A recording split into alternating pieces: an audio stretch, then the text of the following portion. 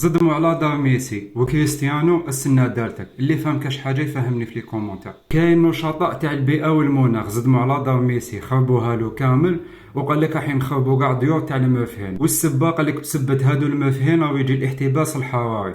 وميسي علاه قال لك بسبة الكم الهائل تاع لي جوا، قال لك البلدان ولاو يبنوا لي سطاد وهادو لي سطاد يضروا البيئة، قال لك وبسبة لي سطاد راهم يديروا الاحتباس الحراري هما ما يقولوه. قال لك بسبة ميسي وكريستيانو ولي جوا قال لك البلدان راهم يخدموا مصانع تاع البالونات، وقال لك هذاك البالونات راهم يطلقوا واحد الدخان هو الاخطار كامل على البيئة. البداية كانت من اسبانيا ومع ميسي وتوعدوا كاع لي جوا بلا حين يخربوا لهم ديورهم، وقال لك راح نمشوا في كاع البلدان. هما يدافعوا على البيئة وعلى المناخ، هذه حاجة فهمتها، بصح اللي ما فهمتهاش واش دخل ميسي ولي جوا. المهم انا ما فهمت والو، ديروا لي ابوني وخلوا لي كومونتير اذا ما فهمتوا.